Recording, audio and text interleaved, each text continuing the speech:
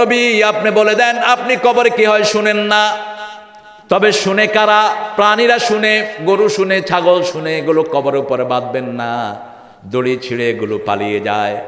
মানুষ যদি কবরের আযাবের কিছু শুনতো, মানুষ দুনিয়াতে স্থির থাকতে পারত? সমস্ত মানুষ পাগল হয়ে যেত।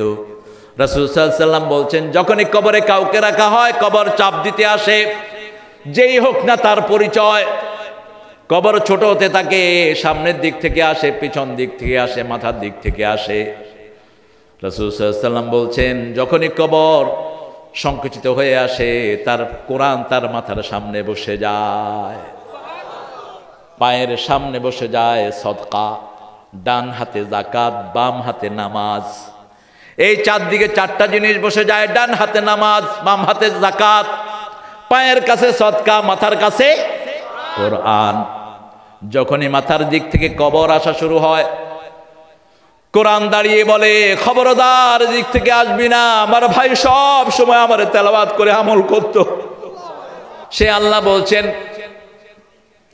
আমাতাহু ফাকবারাহ, সূরা আবাসার ভিতরে বলছেন, মানুষকে আমি মৃত্যু দান করি, তারপরে তাকে কবর দিয়ে দেওয়া হয়।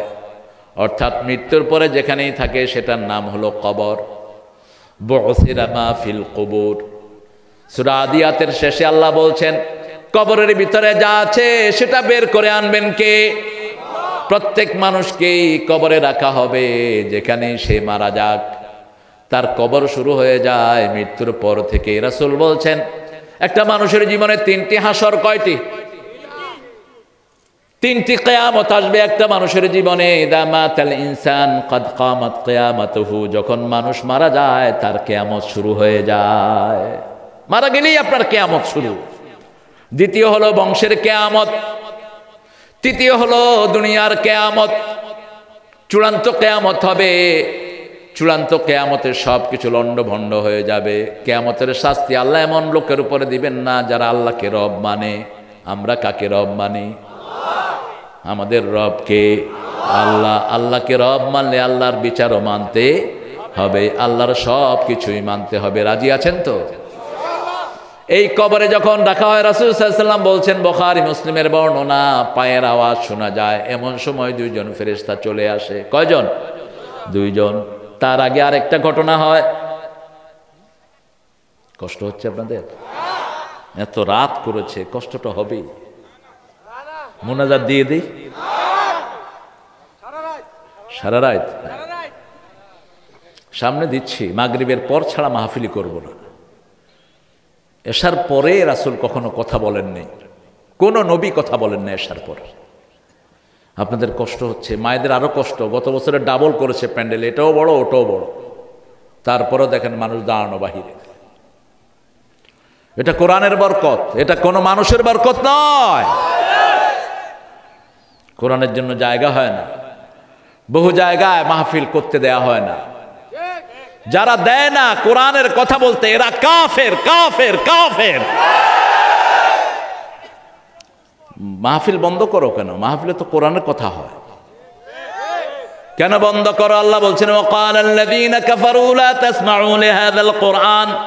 কাফেররা বলে কোরআন শুনো না, কোরআন আলগাউ ফীহি লাআল্লাহুম তাগলিবুন, হট্টগোল করো যাতে করে কোরআনের আওয়াজটা নিচে চলে যায় না। এটা কোনো মুমিন করতে পারে না। আল্লাহ সবাইকে ঈমানদার বানায়া দেন, আরো জোরে বলি আমিন। আল্লাহ সবাইকে কোরআন বুঝার তৌফিক দান করে দেন। সারা পৃথিবী জুড়ে কি মহামারী চলছে, একটু ভয় নাই মানুষের মনে। আমাদের দেশের যেগুলো বিভিন্ন জায়গায় বসে আছে ঘাপটি মেরে, এগুলো তো আরো বেশি দুঃসাহস। করোনার মতো মহামারী আল্লাহ আমাদেরকে হেফাজত করেছেন, আলহামদুলিল্লাহ বলে। হেফাজত এখনো করছেন, ঠিক না বেঠি? পৃথিবীর বাগা বাগা দেশ চিত হয়ে পড়েছে, ইংল্যান্ডের সিস্টেম ভেঙে পড়েছে, হসপিটালগুলোতে সিলিন্ডার পর্যন্ত পাওয়া যাচ্ছে না, রাস্তাঘাটে লোকেরা মারা যাচ্ছে, আমেরিকার মতো দেশ ধরাশায়ী হয়ে যাচ্ছে। বাংলাদেশের লোকেরা মসজিদে যায়, আল্লাহর কাছে হাত তুলে কাঁদে, আল্লাহ আমাদের যাওয়ার তো আর কোনো জায়গা নাই। একটা মাস্ক কেনার পয়সাও কয়জনের আছে? পয়সা কয়জনের কাছে মাস্ক কেনার পয়সা আছে? রিক্সাওয়ালার কাছে আছে? রিক্সাওয়ালা যখন এটা চালাবে ওর মাস্ক ছিঁড়ে তোর দম বন্ধ হয়ে মারাই যাবে। ও মাস্ক ছিঁড়ে তারপরে রিক্সা ঢালা শুরু করে। বস্তা যে টানে সে বস্তা টানার আগে ওটা খুলে নেয়, কারণ নিঃশ্বাস প্রশ্বাস আটকে যেতে পারে। হেফাজত করছেন কে? আমরা আল্লাহর কাছে নিরাপত্তা চাই, আর কারো কাছে নয়। একজনের কাছেই যেতে হবে। আজ হোক কাল হোক, যে কোনো সময় ডাক আসতে পারে। মৃত্যুর কোনো সময় নেই। দুনিয়াতে আসার সিরিয়াল হয়, যাওয়ার কোনো সিরিয়াল নাই। বাপের হাতে ছেলে চলে যায়, আবার নানার হাতে নাতি চলে যায়।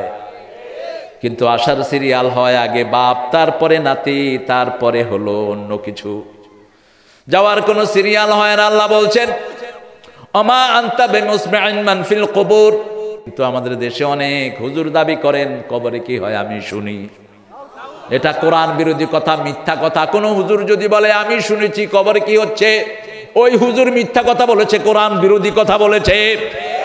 রাসূলকে আল্লাহ বলছেন ওমা আনতা বিমুসমিইন মান ফিল কুবুর। নবী, কবরের ভিতরে কি হয় আপনার শোনার কোনো ক্ষমতা নাই, তবে আমি যতটুকু শুনাই ততটুকু আপনি শুনতে পারেন। রাসূল সাল্লাল্লাহু আলাইহি ওয়াসাল্লাম বললেন, ওই যে বুখারীর বর্ণনা, কবর দেখেছেন, বললেন কিছু তাজা খেজুরের ডালা নাও। তাজা খেজুরের ডালা কবরের উপর রূপে দিলেন। আমাদের দেশেও আমরা কবর করে কিছু গাছ রুকে দেই। ওই যে একটা গাছ রুকি আমরা, খুব তাড়াতাড়ি উঠে, কি গাছ কয়? কাফিলা গাছ,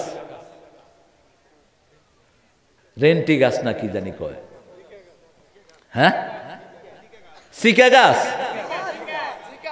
জিকা জিকা। আচ্ছা, আপনারা জিকা। আমাদের ওদিকে ওই যে নোয়াখালী টোয়াখালী অঞ্চলে করে বাদি গাছ অথবা মাদার গাছ। মাদার গাছের ডালা রুখলে গাছটা হয়ে যায়। রাসূল এই গাছটার ডালা রুখলেন, খেজুর গাছের ডালা। খেজুর গাছ হলো মোমেন গাছ। কি গাছ? মোমেন গাছ। শাজারাতুল মুমিন। কেন শাজারাতুল মুমিন? খেজুরের পাতা কখনো ঝরে যায়, মুমিনও কখনো পরিবর্তন হয় না। মুমিনের দল একটা, আর কুমিনের দল হাজারটা। যখন সুবিধা যেখানে লাভ দিয়ে যায় সেখানে আছে না নাই? মুমিন কখনো দল বদলায় না। মুমিনের দল হলো লা ইলাহা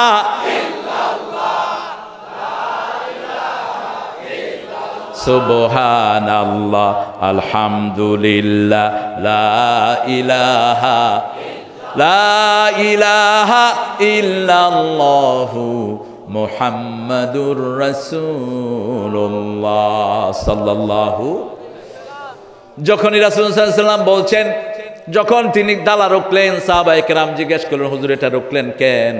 রাসূল বললেন যতক্ষণ গাছটা জীবিত থাকবে ওই মুর্দা মানুষের জন্য গাছ তসবিহ করবে।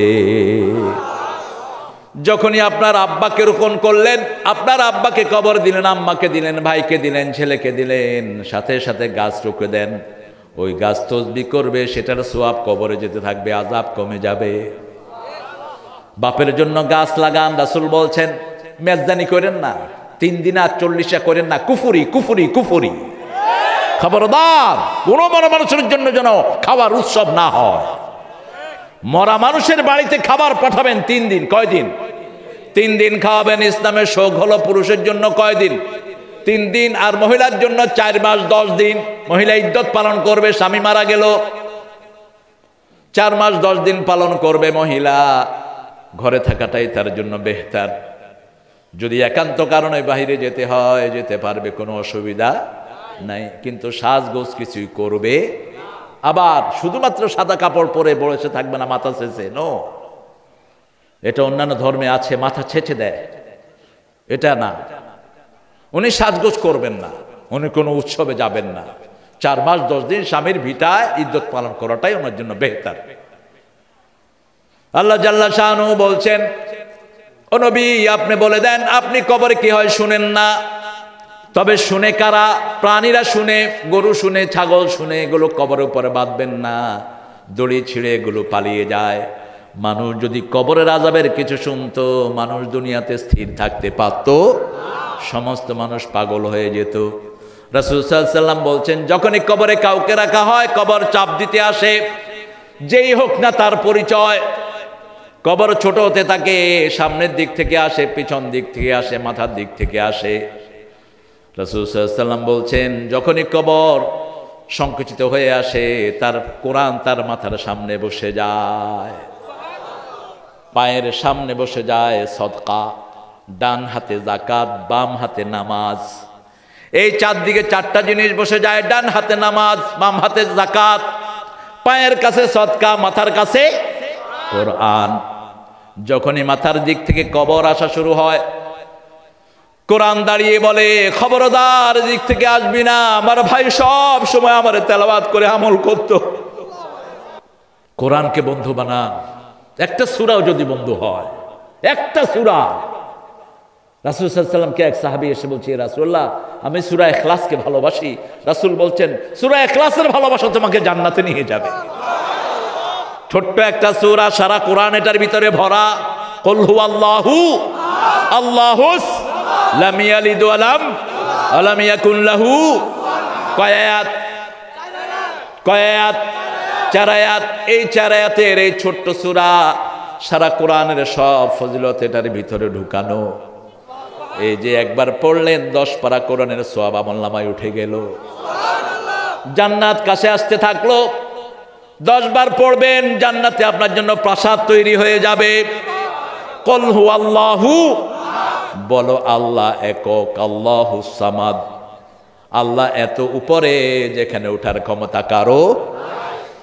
সামাদ মানে হলো তিনি কারো মুখাপেক্ষী নয়, আমরা সবাই তার মুখাপেক্ষী। তিনার কোনো পেট নাই। আল্লাযী লা জাওফা লাহু, সামাদের আরেকটি অর্থ হলো যার পেট নাই।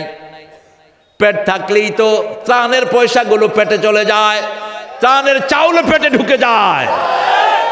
পেট থাকলেই তো খাই খাই খাই খাই খাই। গত কয়েকদিন আগে টিভিতে একটা জরিপ আসলো, এই করোনাতেও বহু বাংলাদেশে পয়সালা হয়েছে। কেমনে হয়েছেন? করোনা চাইলেও পেটে ঢুকে গেছে, ঠিক না বা ঠিক? তোর পেটে যখন হারাম ঢুকবে, ওই পেট কখনো জান্নাতে ঢুকতে পারবে না। কুল হুয়াল্লাহু আহাদ, আল্লাহ একক, আল্লাহুস সামাদ, আল্লাহ সবার উপরে, আল্লাহর উপরে আর কেউ। লাম ইয়ালিদ ওয়া লাম ইউলাদ, কারো থেকে জন্ম হয় নাই, কাউকে জন্ম দেনও নাই। ওয়া লাম ইয়াকুন লাহু কুফুয়ান, তার সমকক্ষ হতে পারে আকাশে কেউ নাই, জমিনেও কেউ নাই। এই 4টা আয়াত যদি আমল করেন, জান্নাত শিওর, এতে কোনো সন্দেহ নাই। রাসূল রাস্তা দিয়ে হাঁটছেন, একজন লোক সূরা ইখলাস পড়ছেন। রাসূল দাঁড়িয়ে গেলেন, সাল্লাল্লাহু আলাইহি ওয়াসাল্লাম। বলছে, তুমি সূরা ইখলাস পড়ছো? ইয়া রাসূলুল্লাহ, আমি এটাকে ভালোবাসি। বলছে, এটার ভালোবাসা তোমাকে জান্নাতে নিয়ে যাবে। সূরা ইখলাস ভালোবাসেন।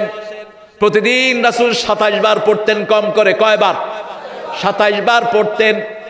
যখন একটু কষ্ট মনে হতো, পড়তেন কুল হুয়াল্লাহু আহাদ, আল্লাহুস সামাদ, লাম ইয়ালিদ ওয়া লাম ইউলাদ ওয়া লাম ইয়াকুন লাহু কুফুয়ান। কুল আউযু বিরাব্বিল ফালাক মিন শাররি মা খালাক ওয়া মিন শাররি গাসিকিন ইযা ওয়াকাব ওয়া মিন শাররিন নাফফাসাতি ফিল উকাদ ওয়া মিন শাররি হাসিদিন ইযা হাসাদ। কুল আউযু বিরাব্বিন নাস মালিকিন নাস ইলাহিন নাস মিন শাররিল ওয়াসওয়াসিল খান্নাস আল্লাযী ইউওয়াসওয়িসু ফি সুদুরিন নাস মিনাল জিন্নাতি ওয়ান নাস। পড়ে হাতে ফু দিতেন আর শরীর মুছে দিতেন আর বলতেন কাফাতা। সমস্ত বিপদ মুসিবত থেকে মুক্তির জন্য এই 3টা সূরাই যথেষ্ট যথেষ্ট যথেষ্ট। যখনই কষ্ট মনে করেন 3টা সূরা পড়বেন, হেফাজতে রাখবেন কে? যখনই খারাপ লাগতো তখনই পড়তেন। আর প্রতি নামাজের পরে তো পড়তেনই। ফজরের পরে পড়তেন 3 তিরিকা 9 বার। কয়বার? মাগরিবের পরে পড়তেন 9 বার, জোহরের পরে 1 বার, আসরের পরে 1 বার, এশার পরে 1 বার। তাছাড়া যখনই খারাপ লাগতো পড়তেন। আবার ইবনে কাসির, ইমাদউদ্দিন ইবনে কাসির তিনার বর্ণনায় বললেন, মাগরিবের সুন্নতে কখনো কখনো রাসূল সাল্লাল্লাহু আলাইহি ওয়াসাল্লাম 14 বার পড়তেন কুল হুয়াল্লাহু আহাদ। 14 বার পড়তেন, 14 বার। যখনই ভালো লাগে পড়েন। কবর প্রত্যেক দিন মানুষকে 5 বার ডাকে, কয়বার? মালাকাল মউত প্রতিদিন মানুষকে 5 বার সালাম দেয়, 5 বার সালাম দেয়, তার দিকে তাকায়। যখনই আল্লাহ ইশারা করে আস্তে করে জানটা কবজ হয়ে যায়।